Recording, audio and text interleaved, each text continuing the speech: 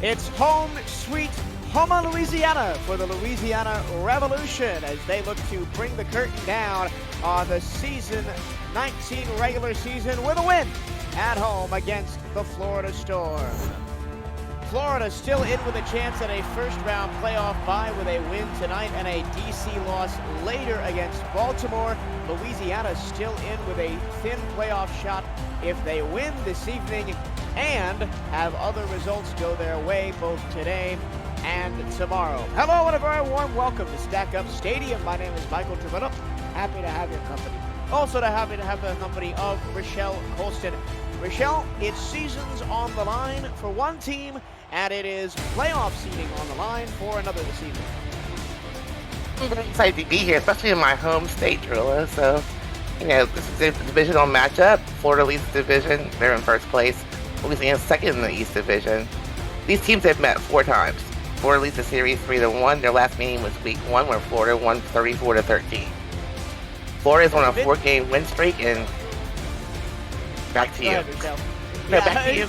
It's been kind of an up and down season for Louisiana. They started losing 4 of their first 5, but they've rebounded, winning 4 of their last 6 to close out the season. They got to 5-6, a chance to go 6-6 and make the playoffs as well. It'll be all white for Florida.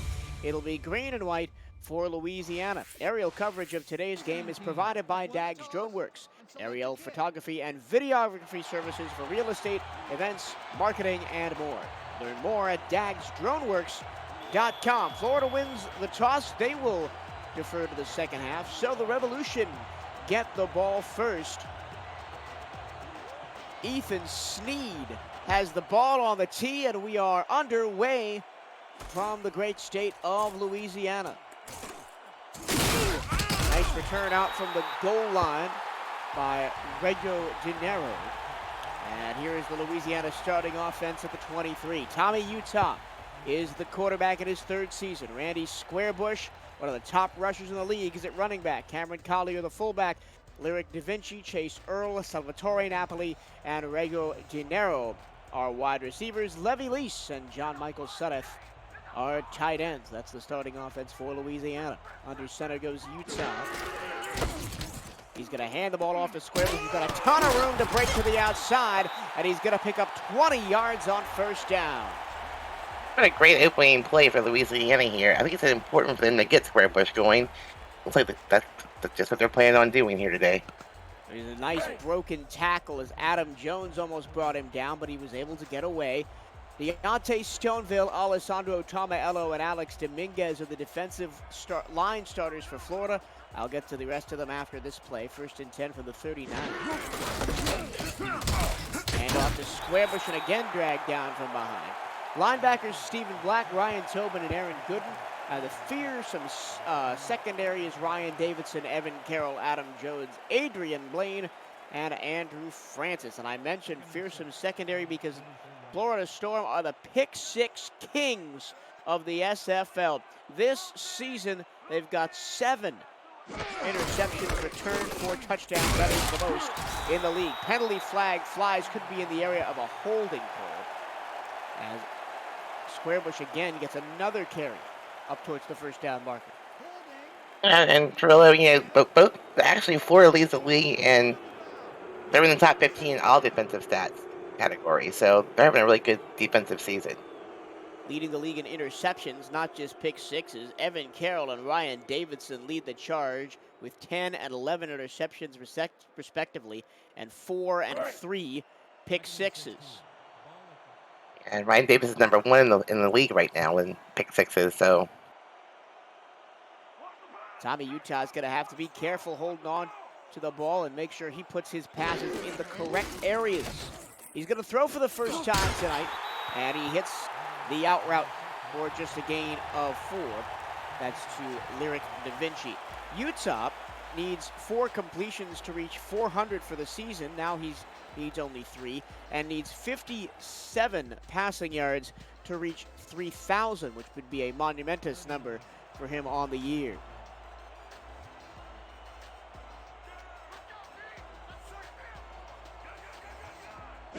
Empty set on 3rd down and 12. He's got plenty of time in the pocket, throws it across the middle, and it looked like it was intended for Chase Earl, but one of the tight ends looked like John Michael Sudduth may have gotten in the way. A good you got by the defense. Florida here forcing a, the 4th down punt here by Louisiana. And penalties are big. That penalty basically took the drive away, the holding call for Louisiana, because it put them out of Randy Squarebush rushing yard range. Squarebush having a fantastic season, number 1 in the league in carries, number 2 in yards with 1376, and top 5 in touchdowns with 15. Walter Melanishin is the punter for Louisiana. No fair catch, and immediately crunched at the 25 is Art Vandelay. Here come the Florida Storm offense onto the field, led by Hall of Fame quarterback Ron Cochran, who needs only 3 touchdowns tonight to pass, Tom Pepper for 3rd all-time in passing touchdowns. His running back is Charlie Beletsky. Fullback J.W. Doyle, wide receiver Stephen Bush, Art Vandelay, and E.J. Minson as a handoff goes to Beletsky, and he gets nothing but a loss of 2 off the right-hand side. Veridan Zarkov and Ron Haynes are the tight ends. Caden Poirier, Joseph Wade, and Greg McDonaldson on the offensive line. Ryan Cochran's got to be careful here tonight. He's been sacked 28 times. He also has 29 interceptions on the season, so he needs to protect the ball a bit more here tonight. 29 interceptions, only 11 touchdowns for Ron Cochran, not having one of his banner seasons. He is an all-star. He's a couple-of-time champion as well, as that pass in the flat goes for 11 yards and brings up 3rd down and 1. He hits the fullback J.W. Doyle. Yeah, and Florida's going to use both Doyle and Bolesky, in the air and on the ground, so we just got to find an answer for those two.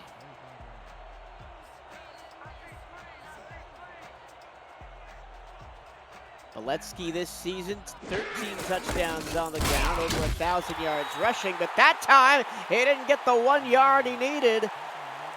Excellent tackle in the hole by Slyn Shady, the former London Knight, at its 4th and less than 1. That time, it's just a 4-3 defense. The linebackers stayed home. They didn't back off the line, and they were able to make the tackle, behind the line of scrimmage for the big stop there. This early in the game and in their own territory, the Storm will send out Marcus Agrippa to do the punting. Plenty of time to get this right-footed volley away. Gennaro returns only up to the 26. And both of these teams have contracted punters, so it should be interesting with the field position here tonight.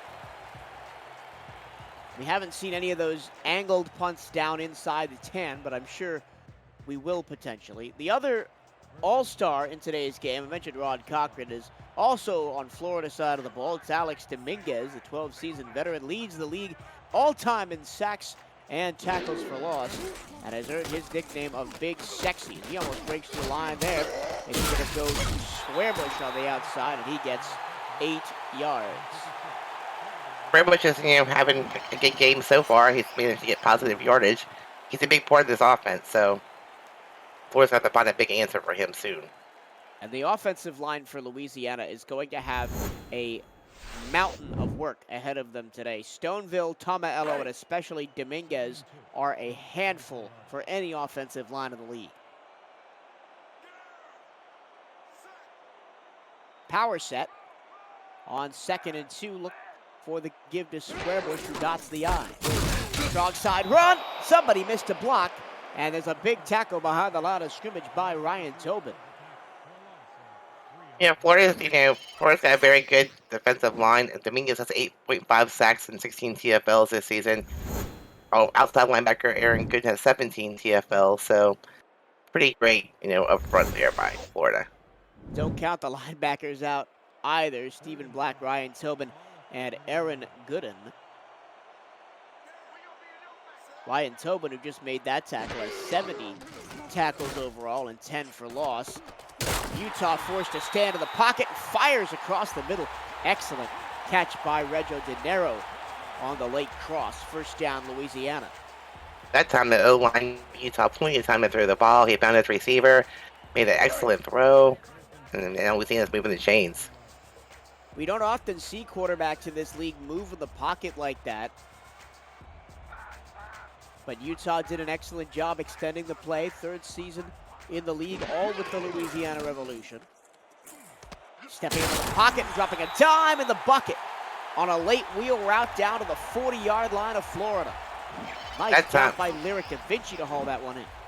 That time, Louisiana just flooded the receivers in the middle of the field, and they had to rewrite the area, and great play calling there by Louisiana. And on those sets, you know, your all slants and your 4 verticals and stuff like that, you don't often see the pass go to the trailing receiver. Usually it's the leading receiver on the middle post that receives the pass. Play action, Utah dials up a pass and cannot connect with Chase Earl. Yeah, P just led the receiver out of bounds that time on that throw, but, you know, he was wide open on the sideline. Too bad he wasn't in bounds. First quarter going along quickly, already almost halfway done with it here. 5:28 to go. Thank you for tuning in on a Saturday night, spending your Saturday evening with us. It's not over, the SFL this evening, as we've got Baltimore and DC at 9 o'clock and Vancouver and Las Vegas at around, and Los Angeles at around 9:30. Both of those games also huge for playoff seeding. First down on the exact same quarter out to Chase Earl that time. That time it seemed to work a little bit better. The receiver was in bounds. Just a little bit better on the communication and the route timing for Earl.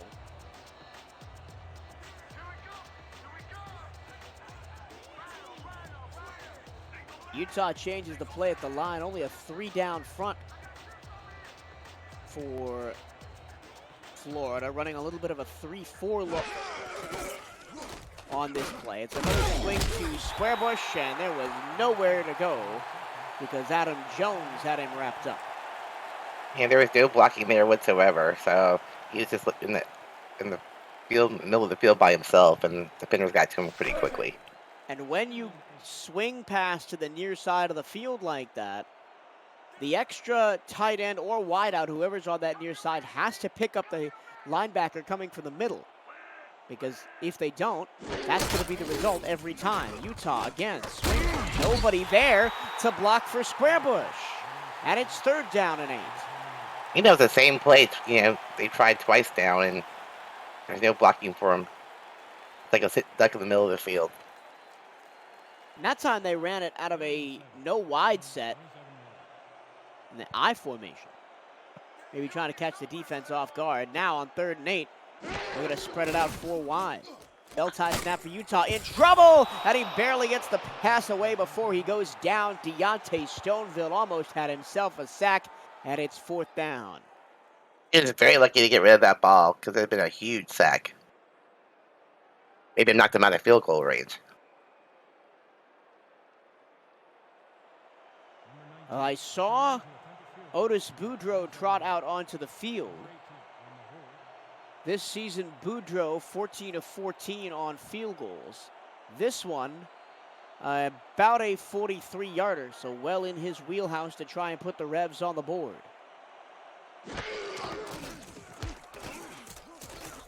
Boudreau swings his right foot through the ball and connects from 43 yards, so Louisiana takes a 3-0 lead in a game they have to win, remember, to keep their playoff hopes alive. If you're new to the SFL, the Simulation Football League combines traditional sports, esports, and a role-playing game into one. Team strategies are being executed in real time by our simulations as real-life players compete on the virtual gridiron. For more information about the SFL, visit our website at www.simulationfl.net. The SFL, we put the fan in fantasy. A little bit of a defensive contest to start this game, Michelle. I'm kind of surprised. I mean, the over for this game is 57.5. You'd think we'd have a pretty high-scoring game today. And looking at the offense for Florida and Louisiana, they average in the high 20s, 27 points per game for Florida, and 30 points a game for Louisiana. That's top 10 for the Revolution. So they can score. They've got offensive weapons. Here's Politsky on a swing pass. He gets a spin move to take him up to a 6-yard carry. On the defensive side, Florida allowing 24.7 points against Louisiana 29.4. So the Revolution used to these shootout games where it's whoever scores the most wins. I think that's how all games work. Okay, at a base level, yes. Ooh, Let's trying to get to the outside. There was nowhere to go as Mike Ryan made the tackle. And he's one of the big impact plays in Louisiana's defense, too. I mean, he's having a pretty decent season himself. He has 6 PDs and 8 interceptions on the season.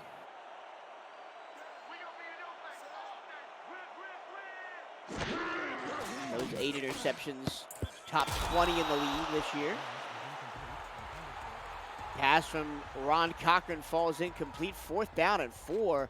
And I mentioned it's been an off season for Ron Cochran, only 66% completion on the year. He's having a tough season with the sacks and the interceptions, and he does not look like vintage Ron Cochran. not at all. But traditionally, the Florida Storm have won through the strength of their defense, and the offense has done enough to get them by.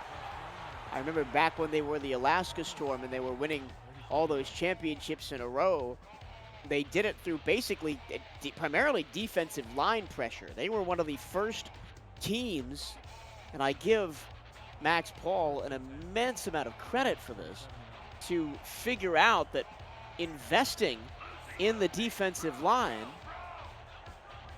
was a key to success. Them, then Tallahassee Pride, met in the championship game a couple of seasons in a row because they invested so heavily on that side of the ball. Defense is definitely important in this league. I mean, you have to find, stops for these big running backs, for these big receivers.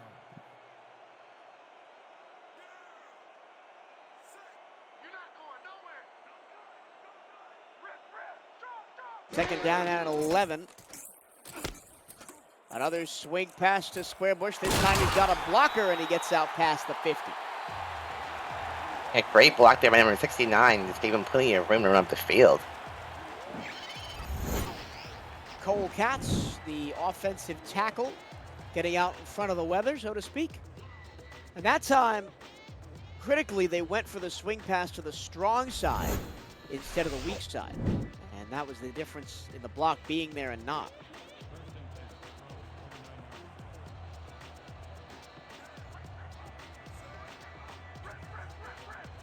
Fresh set of downs for the Revolution. Utah with the 5-step drop over the middle. Spin move to get free. And down to the 30-yard line is Levy Lease. Big tight end target and tight end on linebacker. The tight end usually wins that little combination there, and that's just what happened. And a great spin move after the fact to get more yards after the catch. And you roll the tight end out on a post from the end of the offensive line. It's very tough to track, especially, as you said, for linebackers.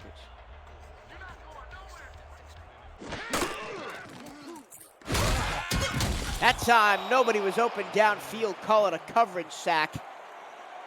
And who got in on that one? It's Alessandro Tomaello. That's a big man coming down you from across that line. 6'4", 260. The defensive end, 6 seasons in the league, all of them with the Florida Storm, as Tomaello records his 3rd sack of the season. Now well behind the chains. Let's see what Utah dials up. Short cross to Da Vinci. Gets back almost to the original line of scrimmage. Brings up 3rd and 11. Definitely 3rd more manageable here than it was before. So get some of the yardage back. Look for quick 10-yard pass down. Move the chains some more. Looking for maybe a slant here. Maybe a deep post as well. Utah going to go to the far sideline and leads Da Vinci out of bounds. Only got 3 yards. And that's on the pass, I think, because there was plenty of space for Lyric Da Vinci to run into. Yeah, and he just went out of bounds instead of turning up the field, and results in probably another field goal attempt here by Boudreau. Boudreau on to double the lead. Louisiana has been efficient at moving the ball, but haven't really converted inside the Florida half of the field. This one a longer one. Previous one from 43, this one from 46. And it doesn't matter, it is still good as Boudreau remains perfect on the season. The SFL network is coming to the ESTV Plus app. 24/7 SFL programming will include content created by the community, the SFL's greatest games from the archives, exclusive network content, and live SFL regular season games. We've reached the end of the first quarter. It's Revolution 6, Storm nothing. The Simulation Football League presented by APM Music on Twitch. 1 quarter in the books. Rochelle, what are your thoughts so far? I mean, both teams are really doing a really good job on defense. Florida's got to get their offense going a little bit here in the second quarter. What would you change for the Storm to maybe shore up those offensive woes? Maybe a little bit more Bolesky on first and second downs. They have tried it, but Bolesky has been stopped up. He's got negative yardage so far in the game. Maybe working the ball on the ground is the way to go. We'll see how Art Vandelay, head coach, and his staff adjust. Also use Doyle a little bit more for the same reason.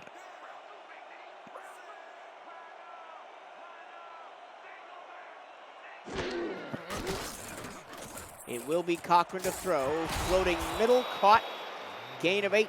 That's the first time we have seen the tight end,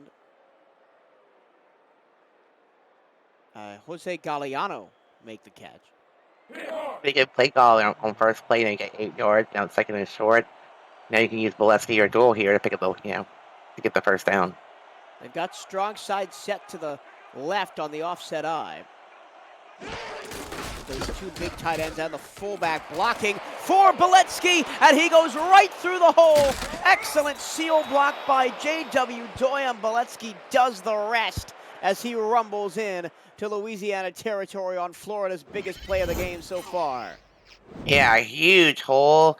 Great blocking. I mean, nobody literally touched him until he was tackled down the field. Great play by Bolesky. I mentioned the block by Doyle. He pretty much took out 2 defenders with that one block because Mike Ryan had a poor angle to the ball carrier and got stopped up behind his own teammate. Now from the Louisiana 32, Cochran floating far side. Pass caught by E.J. Minson, and he picks up 6. A great job at spreading defense, getting a little out route with a receiver wide open on the sideline. That's a great play on first down, and I keep trying that. If you're consistently gaining 5 to 7 yards on first down, you're going to be in a good position going forward. Look at dangerous play here on defense. Press man. They drop both the linebackers in coverage. Bolesky out of the backfield takes the catch and speeds past Leonard Butler Sr. to pick up the first down. And that play was doable due to the man coverage by Louisiana there, and nobody on the sideline, until after the fact, bringing down Bolesky. That was Blake Craze in on the tackle. First trip into the red zone by either team today. Louisiana has gotten their 6 points on 2 long field goals by Otis Boudreau. Cochran, the lefty, plenty of time to rifle it to the end zone, and Mike Ryan is equal to it and bats it away. And Mike Ryan's a pretty decent free safety. He's always seems to be in the area.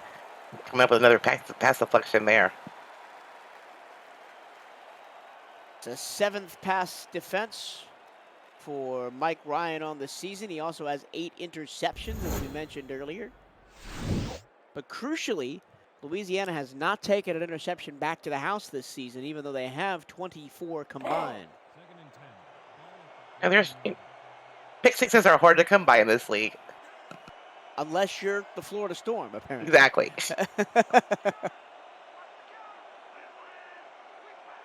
Now on 2nd and 10. Cochran with time, fires across the middle on a post, touchdown Florida. At that time, I think the defense was caught a little off guard there, a little bit sleepy, and the receiver found himself in the middle of the field wide open. Steven Bush with the touchdown grab, his 3rd of the season. And it was, I think both tight ends came on a blitz that time. So there was nobody covering the middle of the field, and all Ron Cochran had to do was just put it over in the general vicinity of Steven Bush, and the wide receiver made the catch and rumbled into the end zone. Definitely, the linebackers did not drop back. They went in for the kill on the quarterback and left the middle of the field just wide open in a quick throw. And that's where Caden Poirier, Joseph Wade, and Greg McDonaldson, the 3 offensive line stars for the Florida Storm, come into play, giving Ron Cochran just that half second he needed to make the throw down the field. And Florida, after being battered for the entirety of the first quarter, comes out at the start of the second and takes the lead. No, with the 2 field goals by Louisiana, it's just one quick touchdown drive, and they're back in the game. And they're leading the game now.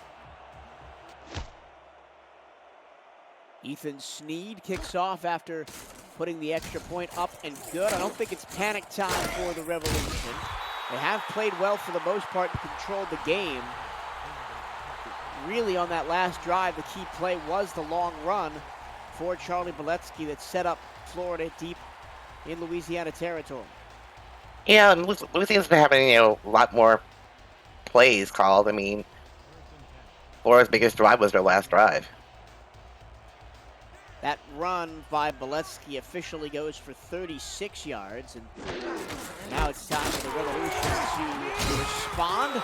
Unfortunately, Randy Squarebush gets eaten alive for a loss of 1. There's Alessandro Tomaello again. Neither of these teams have had much success so far running the ball up the middle. I think Randy Squarebush has more chances if he gets the ball bounced to the outside. But I mean, Squarebush is a big part of the Louisiana offense, and if Florida can stop him, they have a good chance of winning this game. Squarebush 25 yards through the air, only 14 on the ground. Utah with a man in his face almost throws an interception. It's off the hands of the defender, Andrew Francis, one of the more veteran players on this roster, 11 seasons for the Florida Storm. Florida secondary definitely is very, very dangerous. Be very careful where you put the ball in the secondary because they have ball hawking cornerbacks and safety. So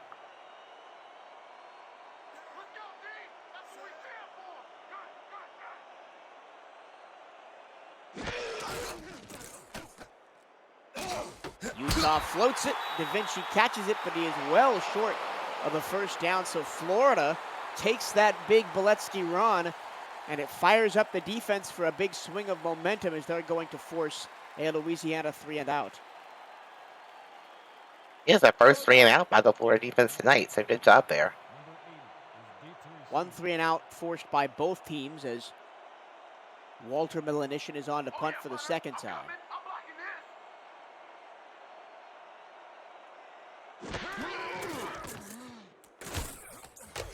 No pressure on Milanishin, and he gets it away. Again, no fair catch, and immediately dropped is Art Vandelay. The SFL Weekly Fantasy Contest is officially up and running.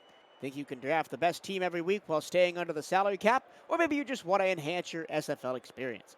It's free to play, no season-long commitment, and a new contest opens every week on Tuesday night. Join now and show off your fantasy skills to the rest of the league. Contact Jack Wall, Stephen Hacker, or Hunter Norwood to join today. SFL Fantasy is a good time. I haven't gotten involved with it yet this season because I've been very busy outside the SFL. But next season, I'm planning on coming for that fantasy title. Yep, I think I'm enjoying next season too. It sounds like a lot of fun. I didn't even really know it existed until recently, so. Thanks for Jack, Steven, and Hunter for putting that up and keeping it going every week. Second and 11 after a failed Boletsky run. Cochran gonna load up and fire, and Stephen Bush again. Oh, excuse me, that's Art Vandelay. Makes a nice catch over the middle. Took a hit, but hung on. And great coverage there by Tank Bennett. He was right there with the receiver. It was just a perfect throw directly to his receiver and a great route. And that's the veteran quarterback for you right there. He knows how to put the ball in the windows to where only his receiver can make a play on it. And Florida, for the second time in 2 drives, is quickly into Louisiana territory. Swing pass, Boletsky reading the run. Spin move gets by 1, can't get by the second defender. Nathan Blake takes him out. It's still a great pickup on first down. They threw it to Boletsky on the top of the field where there was no defenders. They had to converge on him after the fact after he caught the ball. So great pickup on first down, 2nd and 5.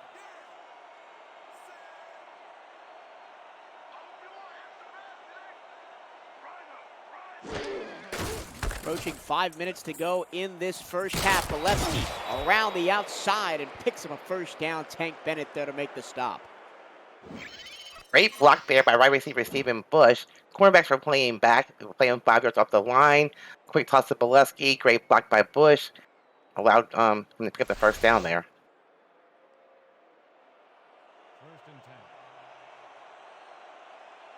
Storm in striking distance now, just shy of the 30. Cochran under center to the outside. Stephen Bush makes the catch. I like what Florida's doing here. They're not, going for these huge plays. They're picking up 4 and 5 yards at a time, moving the chains down the field, and they're just dinking and doinking away at the Louisiana defense. It reminds me a lot of, I'm going to use a Florida reference, the Tim Tebow-led Florida Gators, although I think Ron Cochran is a better pocket passer than Tebow was. But they would just nickel and dime you for 5-6 yards every play and control the pace of the game, and they won a couple of national championships that way. Look out, Boletsky again getting no love up the middle as he is finished off. Brian Craven right there on the tackle. Yeah, Brian Craven. Yep, the runs up the middle on both sides. Louisiana's having issues. Florida's having issues up the middle. The outside plays seem to be working a lot better for the running backs. Third down at about 7. Cochran floats it up for grabs and incomplete.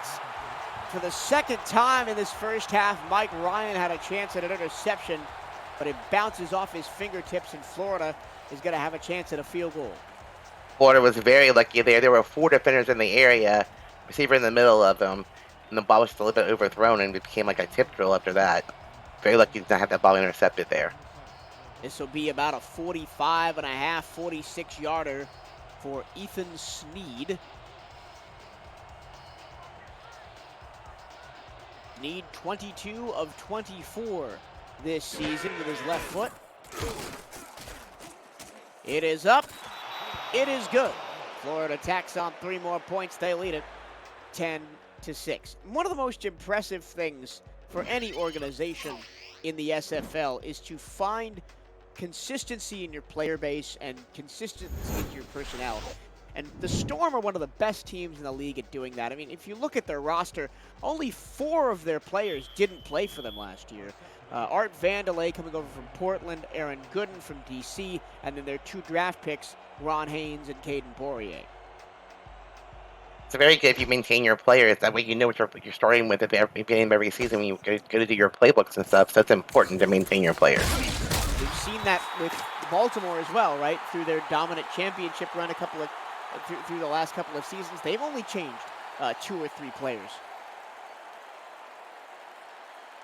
I mean, in the SFL, every season everybody's a free agent, so it's such a lot like your locker room if you can keep maintaining your players. There are a couple of teams that can do that. Sioux Falls, for a long time, maintained the same core. A lot of those players are still there, but some have moved on. And the old Tallahassee Pride Jacksonville Kings as well. That's a bullet from Utah.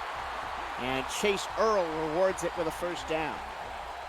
Especially this season when we had 4 expansion teams, there was a lot of spaces to go, and lots of new opportunities. And to maintain your players was a big deal this season. So that's something I wanna highlight is when you bunch 3 receivers to one side like that, you often find what you call scissors action. So the inside slot receiver cuts to the outside slot receiver cuts to the inside. And that confuses the 2 cornerbacks that are guarding that side of the field. They don't know who to guard, and there's somebody wide open, which was the case on that last Chase Earl catch. Utah again over the middle into traffic. That looks like it bounced off a shoulder of a Florida defender, 2nd and 10. That was another dangerous pass. I mean, receivers and middle and cornerbacks and safeties just everywhere in there.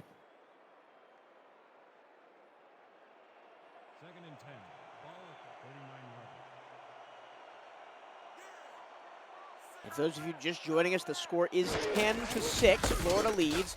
Louisiana free play after the jump off sides, and they will take the penalty after only picking up 2 yards in square bush. The SFL produces over 400 live events per year, but don't miss community content, players, and their creations. Tuesday, October 11th, join Dave Axis and the Axis Live crew as the show returns for a special Season 19 playoff show.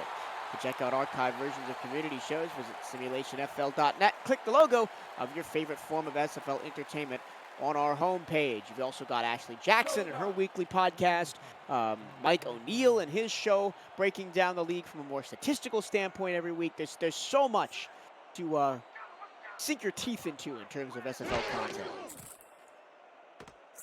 This time it's to the fullback.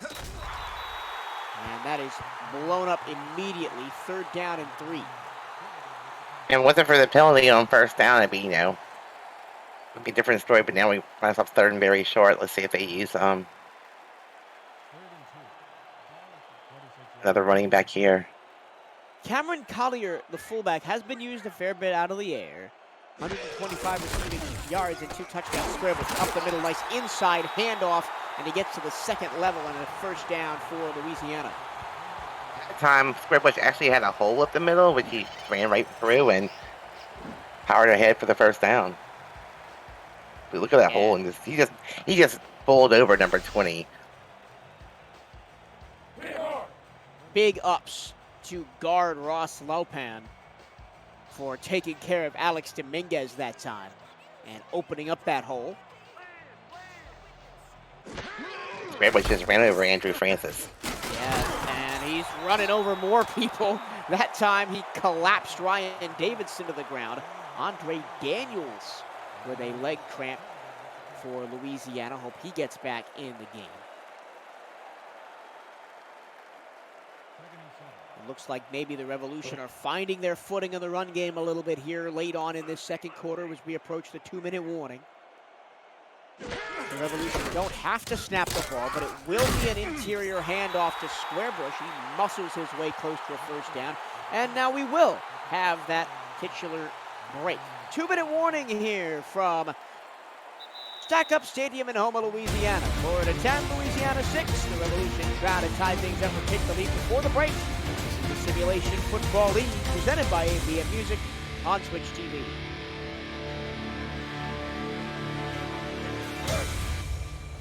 Once again, Michael Cirillo and Rochelle Colston with you on commentary here tonight. Thanks to Tyler Falk and Chad Rowland for stats as well. Cameron Irvine produces all of our amazing broadcasts as always. This is going to be a free 1st down. And the Squarebush doesn't care about your penalties. He's rumbling down to the 25-yard line. Looks like Florida had stacked the box pretty heavily there on that defensive plan, but Squarebush found a hole anyway, and the penalty was just going to decline it here, I think.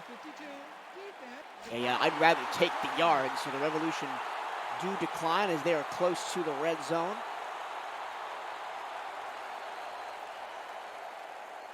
On statistical analysis, Rochelle, Florida should win this game handily, but with Louisiana fighting for a playoff spot, who knows what could happen. The Revolution, as I mentioned at the top of the show, have been on a tear lately. They've won 3 of their last 4. Their only loss was to Mexico City, who is 8-3 and one of the championship title favorites. Squarebush trying to get away from the long arm of the law.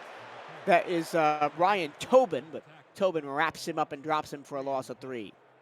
And the more I watch SFL games, I come to the realization that you never know what's going to happen out here.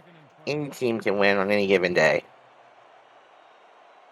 We say it so often, sports reflect life in that regard. 2nd and 13, Utah under center. Close it over the middle to it, behind his intended target, and a timeout call. I mean, look what happened last night. I mean, London was, what, 11-0? Took their first loss to a team that they thought, definitely they could beat last night. So, I mean, Yep. you never know what's going to happen. And I was working, so I didn't see the game. And I didn't get to look at the over-under or the money line. But it seemed to me that London must have been heavily favored in that game. It had to be. Utah taken down from behind. Alex Dominguez, big, sexy, getting back there and bringing him down. 4th and 8, and here comes Boudreau again. So the Storm defense has tightened up in their side of the field and have forced 3 Louisiana field goals. Yeah, and if you're Louisiana, you have to be disappointed here that you can't get the ball into the end zone. You had to settle for 3 field goals here tonight. It is possible to win that way, but Florida has had some offensive momentum here in the second quarter. This will be the shortest attempt for Boudreau at only a 41-yarder. He's hit from 43 and 46 this evening. That one almost blocked, but it is up and good from 41. It is a 1-point Florida lead, 10-9. The SFL action doesn't stop this evening. Stick around on Twitch to see Vancouver and Los Angeles at 9:30. You can go over to YouTube at 9 o'clock for Baltimore and DC. That is a game to determine playoff seeding in the East Division. Excuse me, That Baltimore and DC game should be a great one.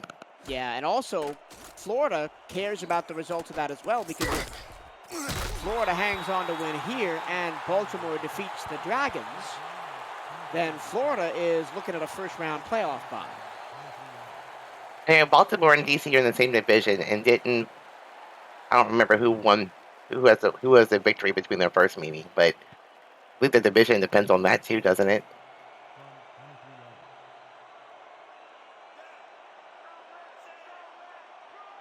First down and 10 for the Storm. 1:07 to go. They have all 3 timeouts, trying to add their lead velocity. Those little inside handoffs seem to be confusing the defensive front for Louisiana.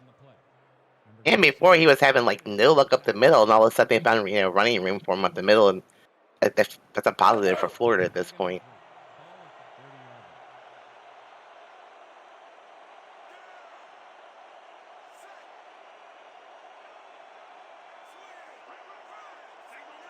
Linebackers playing well back. Cochran fires across the middle and hits a receiver in stride up close to midfield. It's Stephen Bush again. He has the Storm touchdown, and Florida calls timeout. It's a great route by Stephen Bush.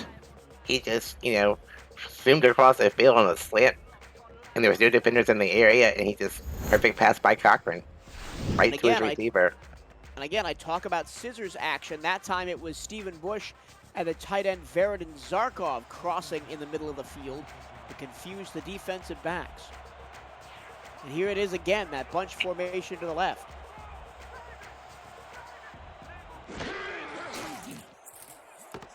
They go to the weak side, however. And the pass is caught for only a gain of 4. That is Veridin Zarkov, the 5-season veteran tight end. All-star in season 17. This Florida team is riddled with all-stars.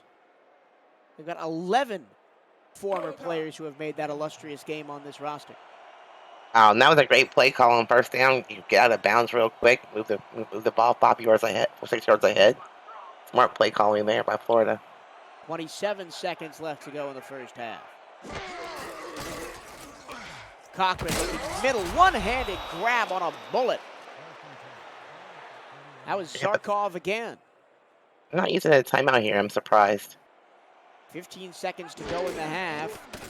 Cochran with 10, fires deep, Oh, no. Intercepted. And the first interception of the game goes the way of the Louisiana Revolution. Blake Craze was the linebacker in coverage, and that will pretty much end the first half. Wow. That's a huge guy and with a really acrobatic catch for the interception. And a linebacker interception at that. Cochran was trying to hit E.J. Minson on a deep post, and it was an excellent adjustment for Craze to move over and make the interception.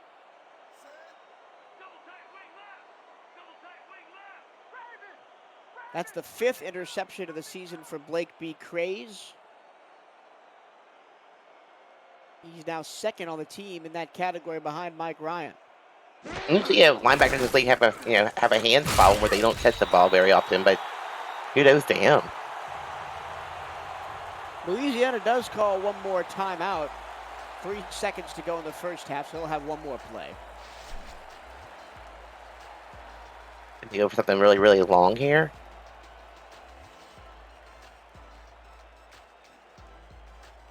Have to be quick and get out of bounds really quickly, or call a timeout real quick for anything to happen here. I don't think they can get multiple plays off in 3 seconds. This is either going to be a pass deep to the end zone, which it appears it will be.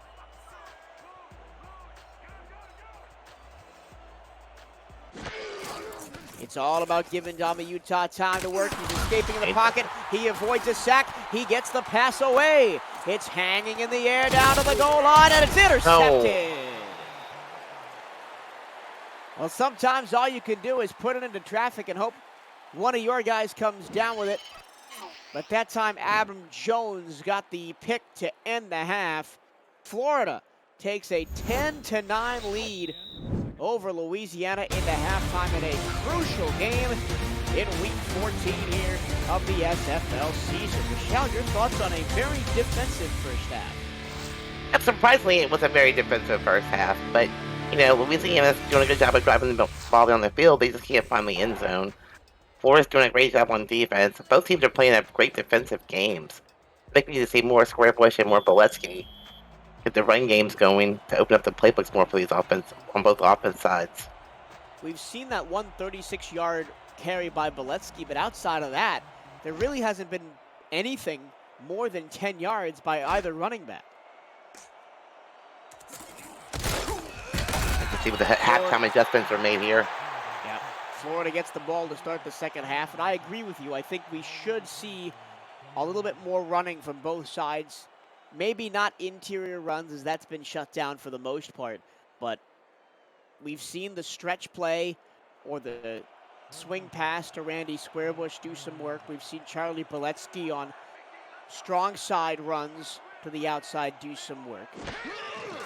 But it's going to be Cochran to throw on first down, takes the safe option to E.J. Minson and picks up 4. Like when Florida does that. You just do your 5 yards at a time, move the ball down the field. Hey, you get 3 downs at 5 yards, you get a first down every time. We should stick to this little game plan they have going right here. And the Louisiana corners are not playing much press man. They're mostly playing zone packages. So that little 5-yard out route is open most of the time.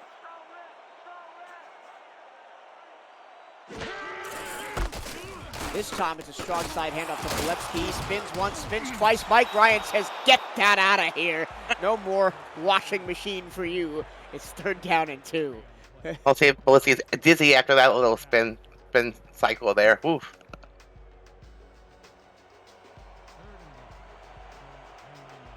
Mike Ryan pretty much has my defensive MVP slot for the game right now. He's got 2 pass defenses and a couple of big tackles. And again, just shy of the first down marker is Charlie Boletsky. 2 spins, couldn't get him past the defense. And again, Shady, the linebacker, cleaned it up. Again, the DBs are playing way off the line. A little swing pass to either side would have worked there. But again, it's Marcus Agrippa to do the punting. And so after a promising first play of the drive, Florida goes 3 and out. Now it's time to see what the Revolution can do. Just a reminder of what's at stake tonight. Florida wins, combined with a DC loss gives them a first-round playoff bye. A Louisiana win gets them to 6-6 and still in the mix for a playoff spot. However, results elsewhere would have to go their way. Although London losing did help Louisiana because it lowered Atlanta's strength of victory. Utah on the far side, turning upfield is John Michael Suddeff, and he picks up 8 on first down. And he found himself wide open on the sideline. Even got a couple of yards after the catch going upfield. Great play on first down. I've noticed tonight too that both teams having punters haven't really given either team a great field position advantage tonight. So there's that in this game also. Mostly even on the field position battle. Look out, Randy Squarebush has some room, and he does pick up the first down out to the 46. For a second there, he looked like he had space to go farther. Yeah, you keep mentioning that the cornerbacks are playing more of a zone, giving the sidelines pretty much open.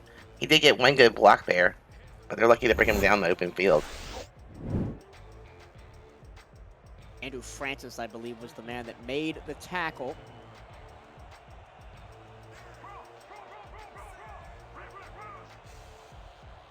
Louisiana being very methodical to start this drive. They're going to run to Squarebush again. He's patient, he looks for a hole, and he gets dragged down from behind. Aaron Gooden on the stop. And they're doing a good job of controlling Squarebush up the middle. So let's see if they keep going to that.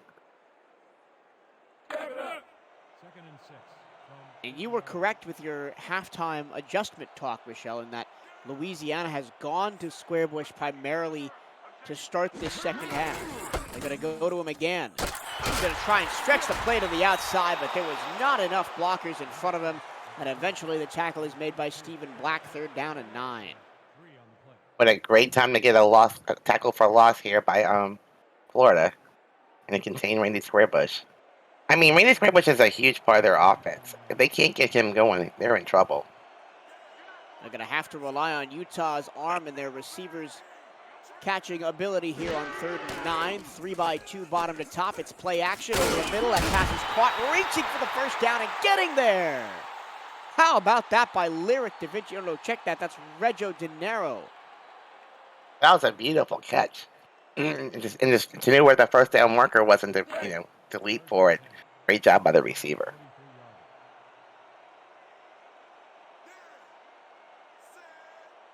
These two teams occupying the East Division. Florida winning it. Currently 7-4.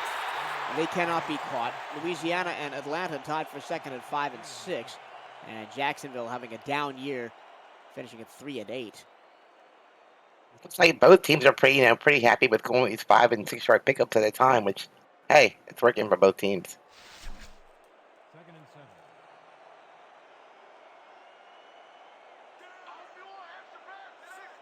Other 5 and 6 teams that could get in on it.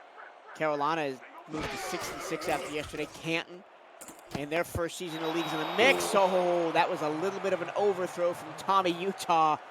And Ryan Davidson dove for it and couldn't hang on. They're very lucky because Ryan Davidson doesn't drop very many of those. He dropped about half of them, apparently, with his pass deflections and interceptions, but they're very lucky there. Yeah, he was looking for Lyric Da Vinci deep over the middle and just put a little bit too much heat on it. Brings up a 3rd and 7.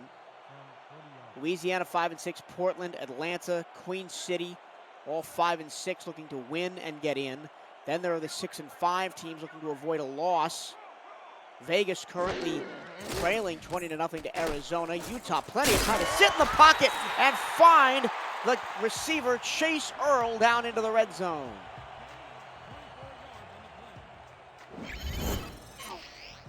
Time he got behind the cornerback Evan Carroll, and Utah coming out with a rocket of a throw over the defender's head, and great pickup and great yardage there.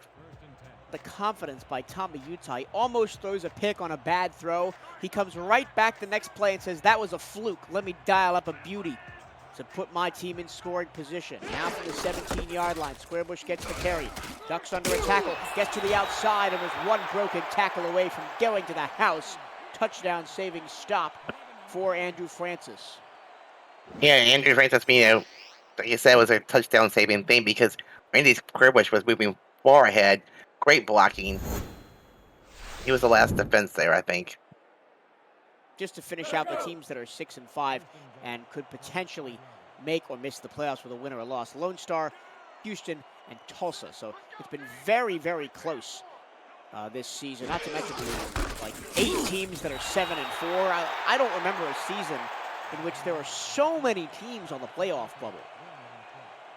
I think it gets this way every season. It makes it more complicated for Cam and the playoff scenarios. Louisiana on 2nd and goal from the 4, looking to take the lead back. A must-win game or their season is over. Squarebush folded backwards by Aaron Gooden, 3rd and goal. That's a second goal line stop there by Aaron Gooden with a big hit. So he's definitely in these plays on defense. Taking a look at the bottom left of the screen, it's been a better offensive showing overall for Louisiana, but they have no touchdowns to show for it. Can they finish off a drive in style for the first time this evening? Utah to throw, Squarebush with some room, headed for the pylon, and he's in! Touchdown, Louisiana! Randy Squarebush caught that pass. He had a little bit of room in front of him. He just powered his way into the end zone.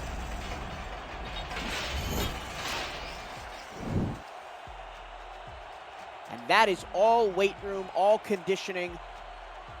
Don't skip leg day, or you miss out on that touchdown. But Randy Squarebush doesn't skip it.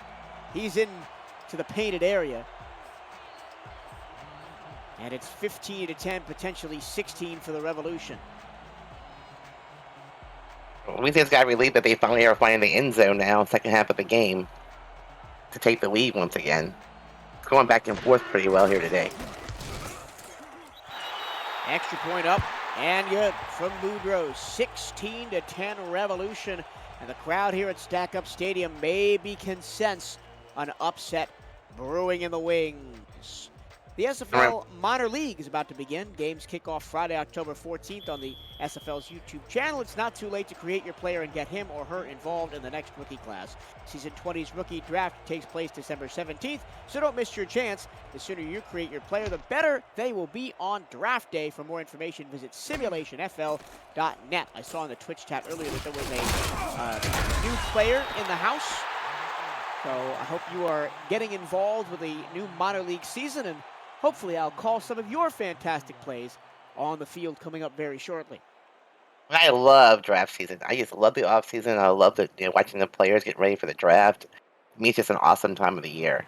And it's such an interesting wrinkle, right? Because players get drafted mostly based on team need at position, or you have to sell yourself, right? How good will you be in the locker room? How will you build your player to fit in with your team?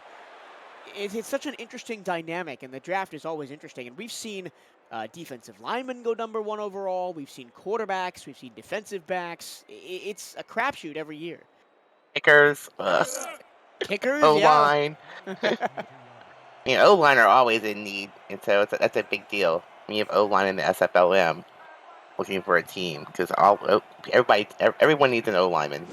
The offensive line, or giving more of your cap space to the offensive line, I think, is the next big evolution of the coaching. I don't want to call it meta, but that's the best way I can describe it. Like, it was, swing city back when I joined season 8 and 9. It was swing passes. You wanted high speed on your receivers and your running backs to get out in open space. Then the next wrinkle, as I mentioned earlier, was the defensive line play, stacking the D-line, and look out, here goes the fullback J.W. Doyle on a bit of a sneaky play. He picks up a first down. And I like that Florida uses, both Bolesky and Doyle in their run game. Doyle's a pretty powerful runner. He's a former halfback, so. Yeah. But then, as I finish my thought, the defensive line got really stacked seasons 9, 10, 11. Florida, Jacksonville, or Tallahassee and Alaska, as they were then leading the charge in that regard. And now it's offensive line play as the league has slowly caught up to all the dominant defensive lines that we've seen over the past 5 years or so. I mean, if you're playing, with a generic offensive line, you have all these stars on the defensive line. It's tough, for your O-line to even produce. So you have to have these big old linemen that are contracted to stop these huge defensive lines from killing your quarterback every season. And it allows, your quarterbacks to have more time in the pocket to make good decisions. Cochran, another 5-yard out, turning up field for Art Vanderlei. He picks up 8, 3rd down and 2.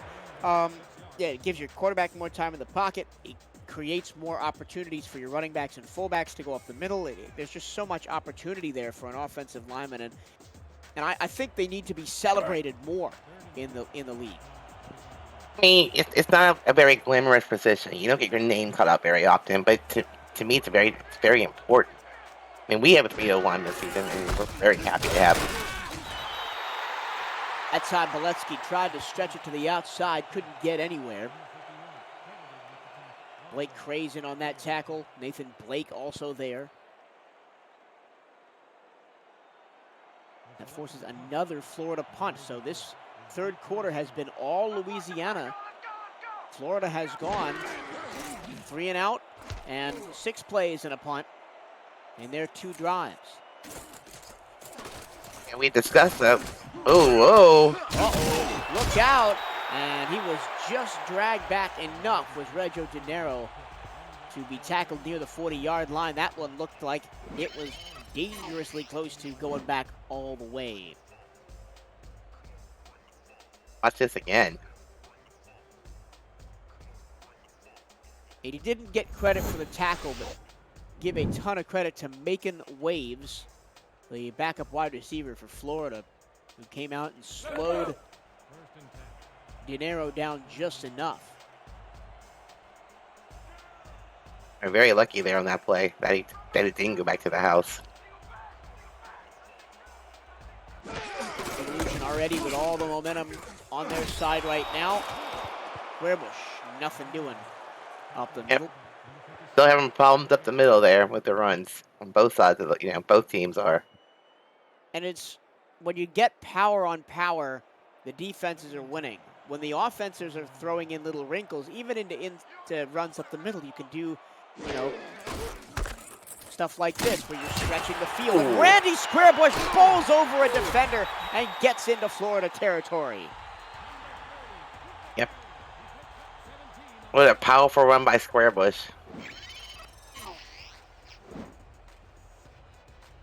Again, watch the blocks. Perfect. Gets him to the outside, and he just puts the defender, Andrew Francis, on his backside. He's been doing that quite a bit here tonight. Poor Andrew Francis has been run over at least 3 or 4 times by Squarebush here tonight. Go I formation this time. Florida is back in the 4-3, crucially. They were in the 3-4 for a little bit in the first half. They try another power run. This one only goes for 3. The final week of the SFL regular season continues tomorrow, and you can catch all the drama of the most critical games to the playoff picture at 8:45 Eastern Time when Sioux Falls battles Tulsa in the Central on Next Level Sports, plus live look-ins on Lone Star versus Mexico City. For a channel guide and more info about Next Level Sports, visit NLSE.com. Utah steps into the pocket and still gets wrapped up and dropped. Second sack of the game for Florida, and second sack of the game for Alessandro Tomaello. And when you have people like Tomello and Dominguez on your D-line, those big bodies, especially as a quarterback, I think I just run the other direction at some point, not run into them.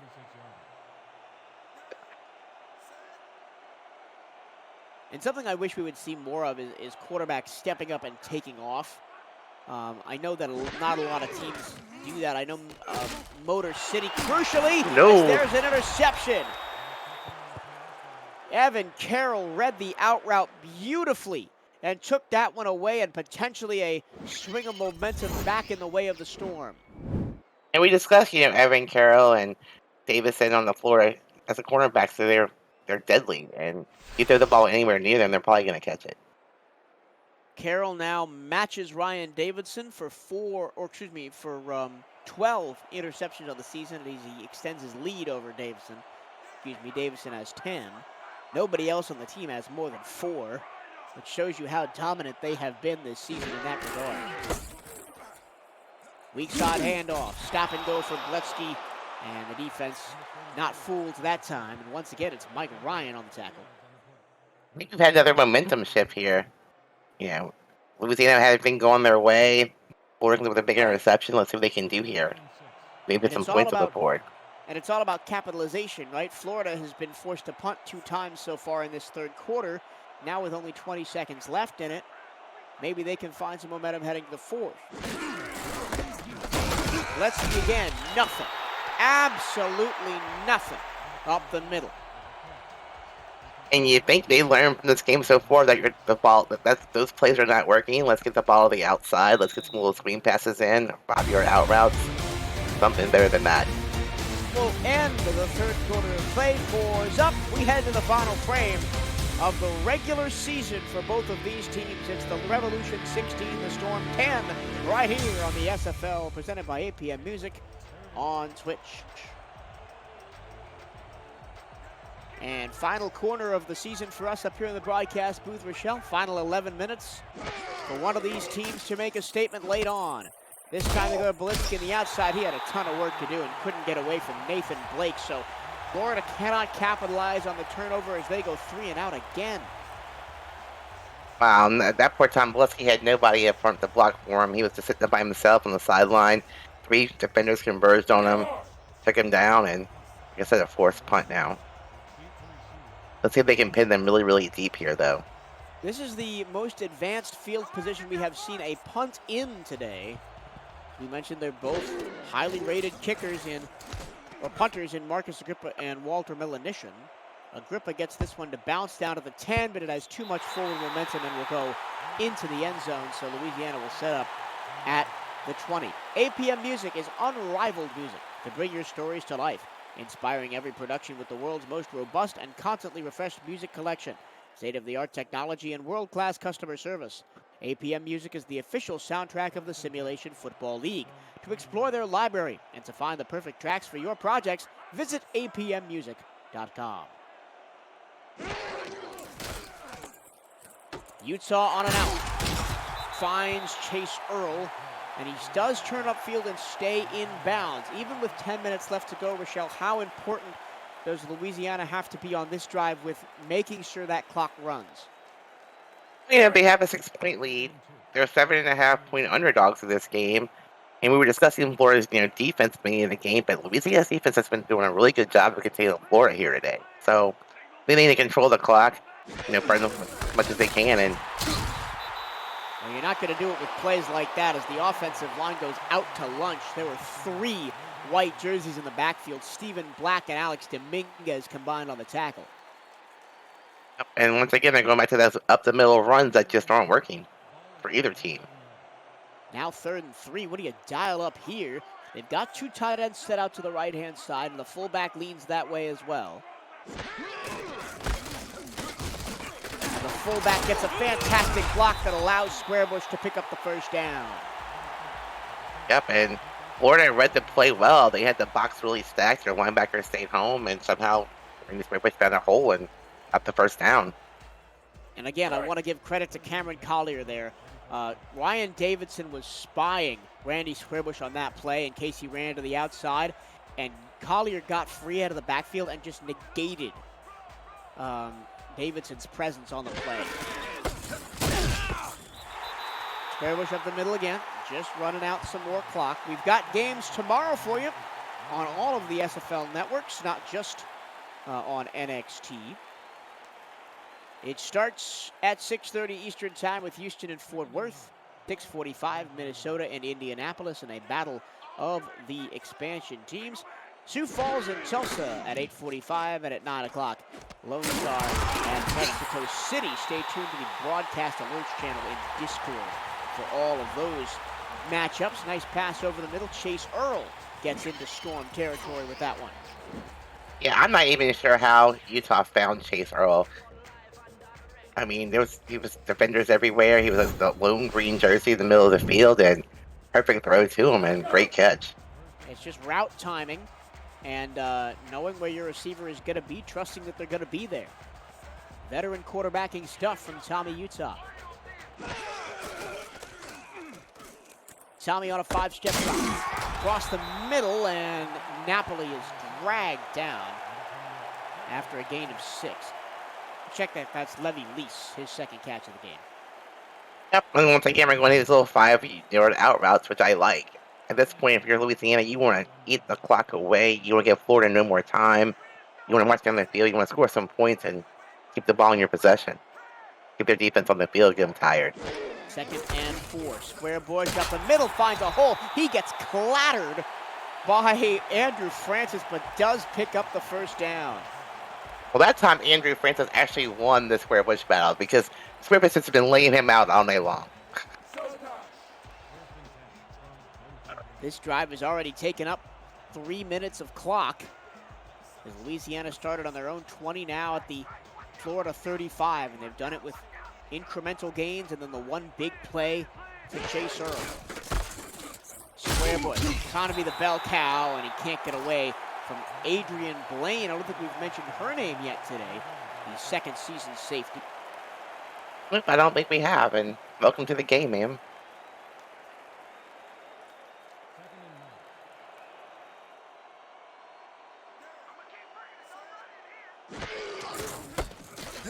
Going back step for Square Bush, and again, nowhere to go. Stephen Black on the tackle. So of all the games that are coming up tonight and tomorrow, give the people watching your take on what game you think is the most interesting. You cannot say Vancouver, Los Angeles. Oh, that wasn't even my thought. I think the Baltimore DC games would be the one to watch. Yeah, I agree. That is a battle for the Atlantic Division. Utah staying in the pocket, has a late cross coming open. Chase Earl on the grab, but it does bring up 4th down and 6. Now, are Louisiana in field goal range? I see Otis Boudreau trotting onto the field. I do believe they are. At least I let him try anyway. So DC cannot catch Baltimore for the divisional win, as they are 2 games back with 1 game to play. But a win for DC would give them a first-round playoff bye. This is a 38-yarder for Otis Boudreau. He's hit from 41, 43, and 46, and now from 48. He has been peppering the space between the uprights today, and it's a 9-point lead for Louisiana, so a 2-possession game now in the 4th quarter. That's very important here. The 2-possession leads are huge.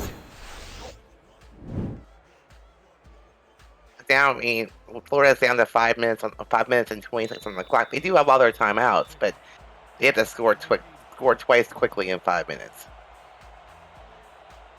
And they haven't really had that long of drive so far this game, so. Now, the one division that is up for grabs this week, crucially, is the Central. Sioux Falls at 7-4, Minnesota at 7-4.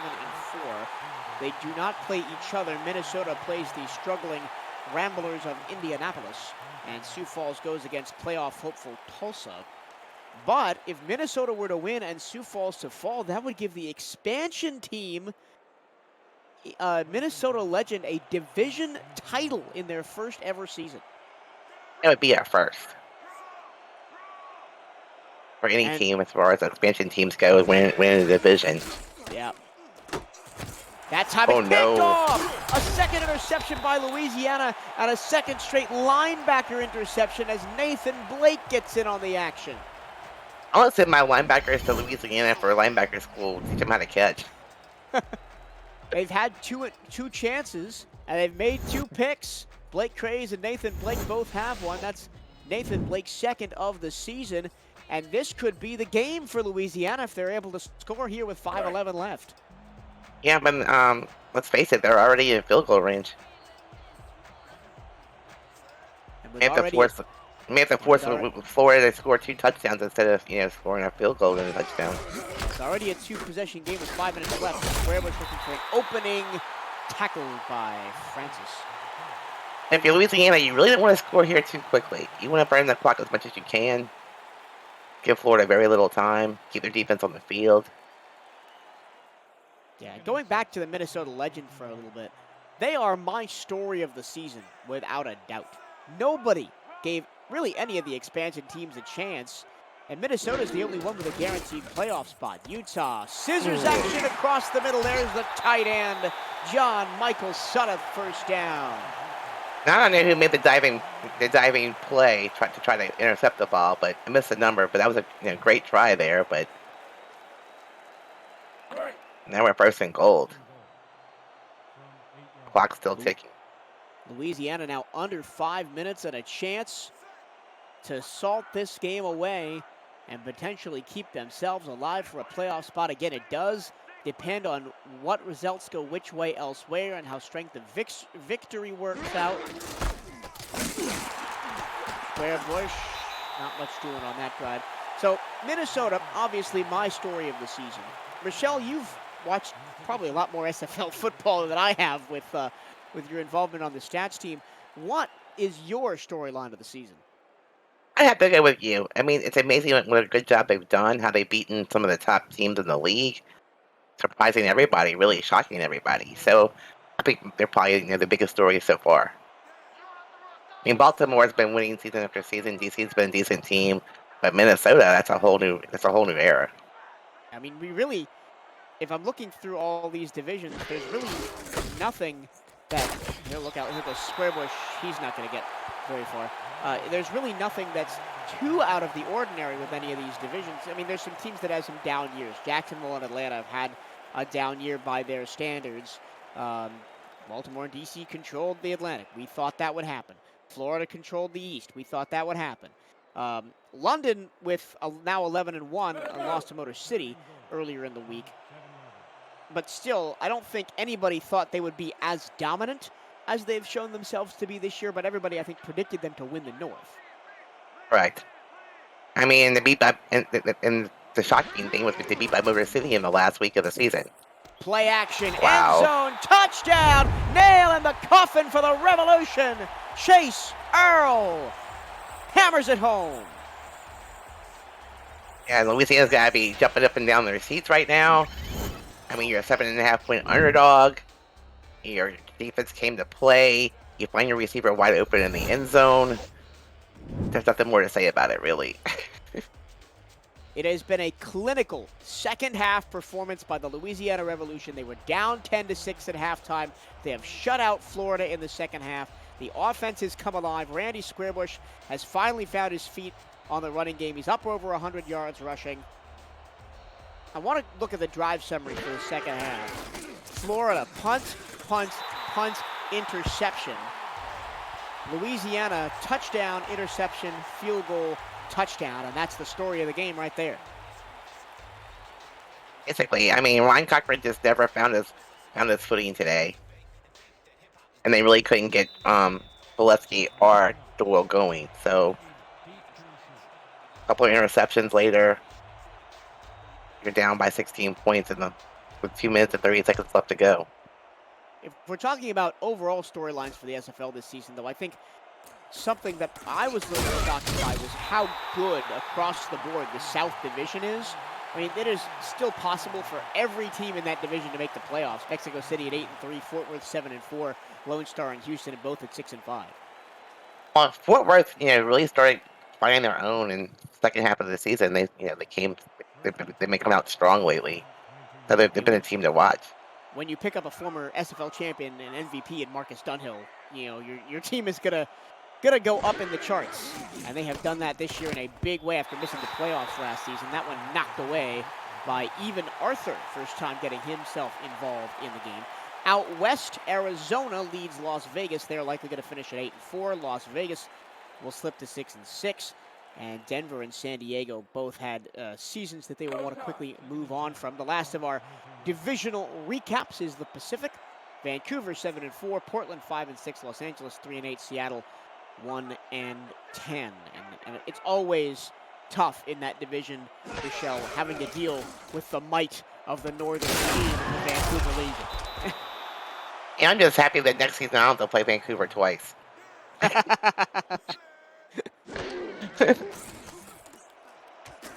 Deep pass, tipped Oh. and incomplete as Florida try to work out something here. And Ryan Cochran still looks a little bit off. I mean, those two plays in a row where there was basically almost intercepted. He's just having a very bad off season.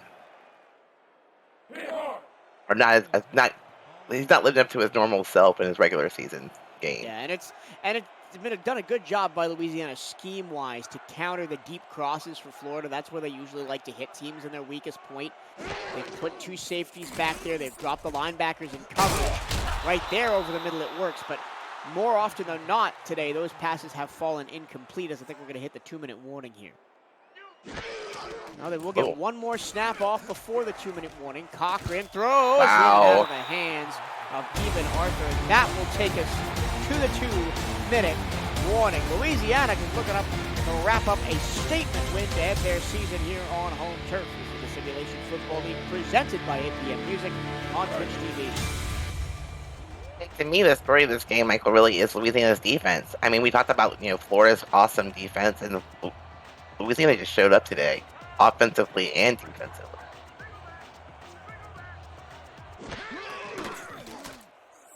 Cochran throws to the far side. That pass is caught, but going out of bounds is E.J. Minson. Louisiana coming into the game averaging 29 points against. And they have held the Storm to just 10 here this evening.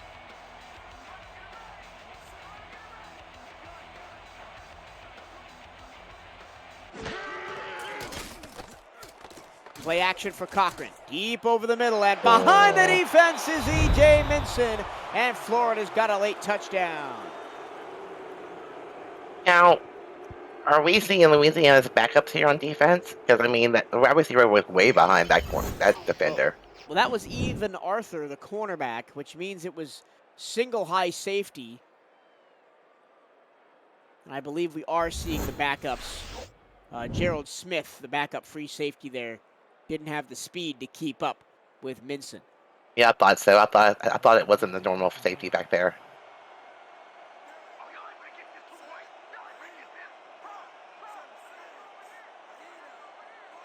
It's still a great play by Florida.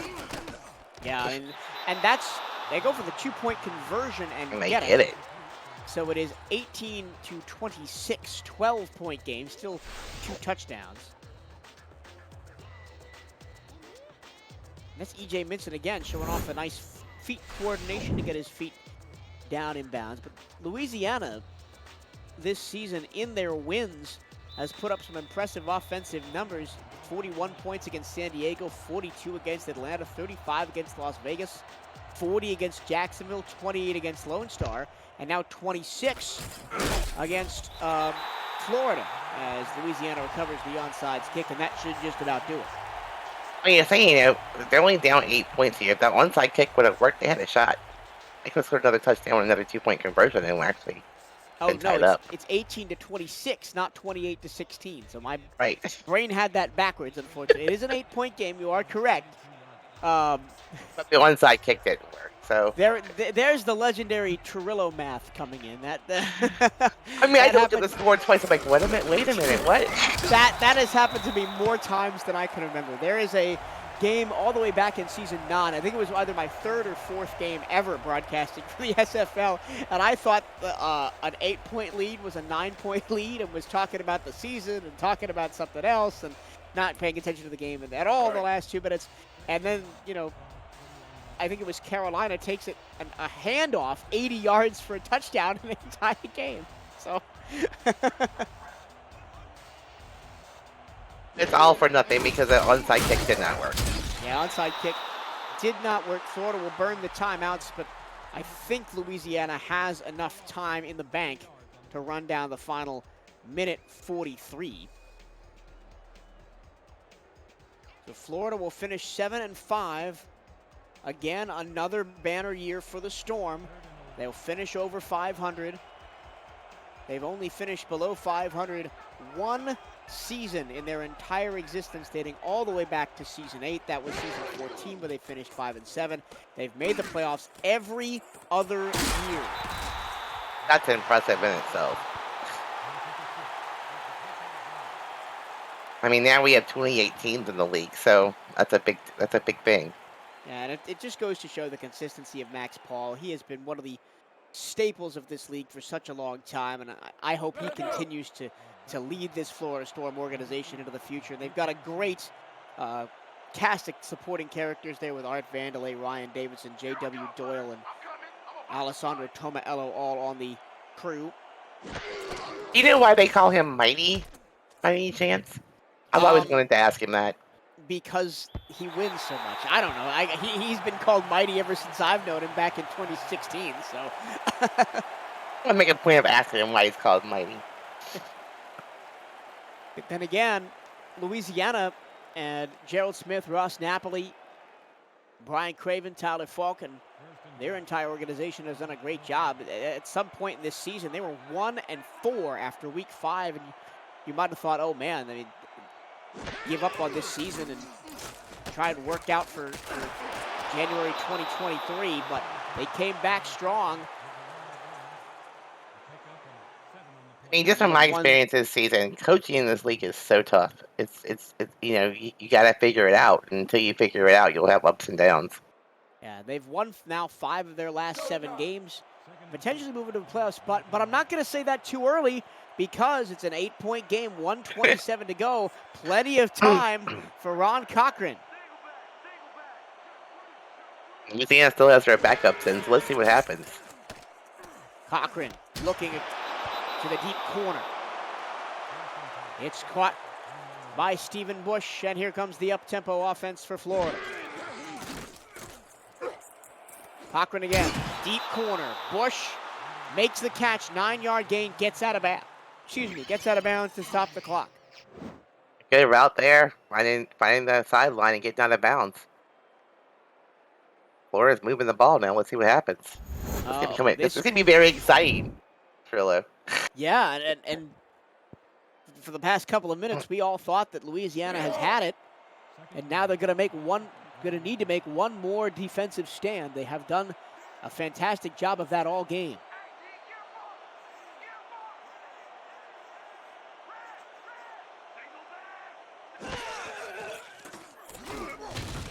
Cochran, short out. Bush. Did not get out of bounds. Clock runs 1:03. Florida only has 1 timeout left. They don't choose to use it here. 55 seconds of the snap. Cochran to the flat. Boletsky. Gotta get out of bounds. He spins back inside. He fights to try to get out of bounds, but he doesn't. The knee went down in bounds. They still don't take their final timeout. 3rd down and 2. Cochran, time in the pocket, short out. Stephen Bush gets out of bounds. 1st down to Louisiana 41. Remember, Florida needs a touchdown and a 2-point conversion. Which they just did on their previous drive, so let's see if they can do it again here. This is becoming very exciting with only 36 seconds left in the game. Like a nail biter. So Florida has not yet gone to that deep post that they scored their last touchdown on with E.J. Minson. He is solo covered to the near side, one-on-one with Evan Arthur. Watch that battle intensely, because it could determine the fate of the game. Cochran goes middle. He got a man at the 20-yard line. Timeout, Florida. Art Vandelay with the cross. They did go for the deep post, but it wasn't to Minson, it was to Vandelay.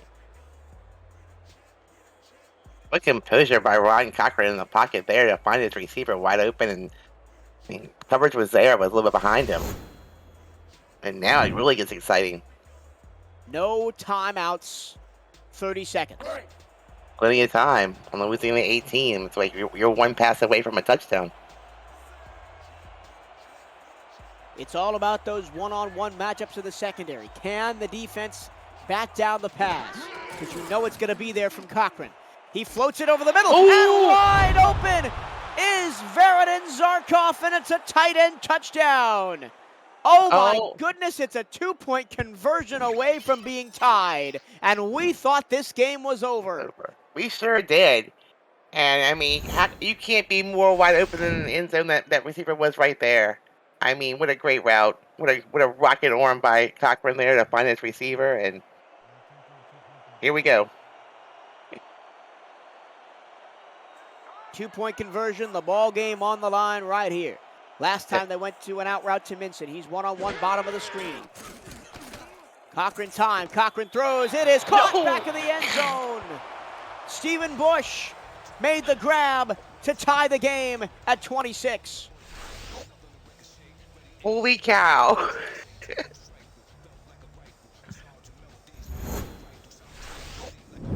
And okay, I'm speechless. Ron Cochran all game has been inconsistent. He's thrown 2 interceptions. He's had passes overthrown and underthrown. But when the team needs him most, the 3-time champion, 4-time All-Star, former MVP steps up to the plate and converts a ridiculous 2-minute drill. Now Louisiana has 22 seconds to avoid overtime. You know, all they have to do here is get in the field goal range, and they have all 3 timeouts. They gotta play this clock crucial. they're gonna be very smart with the clock here, though. And you've got a quarterback in Tommy Utah that does not have the veteran experience that Cochran does, but he still has led some comebacks in his day. Alone to the backfield with 5 to aim at. Utah pumps. Utah escapes, throws on the run, and throws it into the Louisiana bench and burns 4 seconds off the clock. Yeah, he had to get rid of that ball a lot sooner. I think he held on a little bit too long, but smart play. Avoided the sack.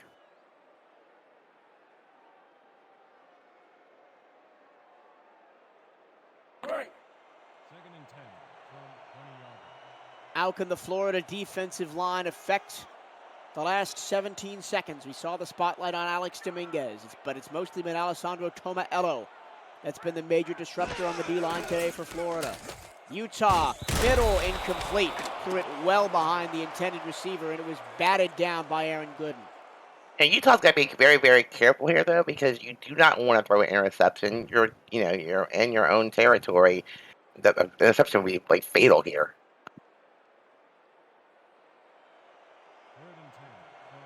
And I don't think it's time in Utah in the game. I think it's LaFouche.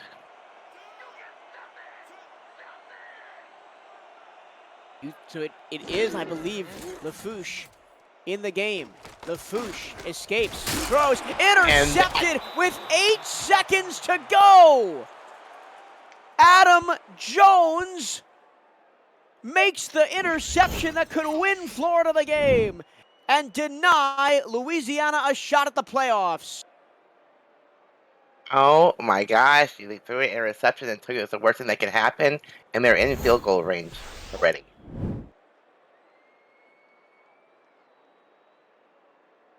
LaFouche in for Tommy Utah at the 11th hour, and he throws an interception, and Florida is not playing around.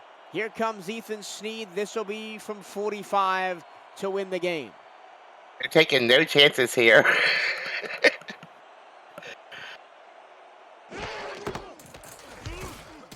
Sneed, left foot for the win. Got it!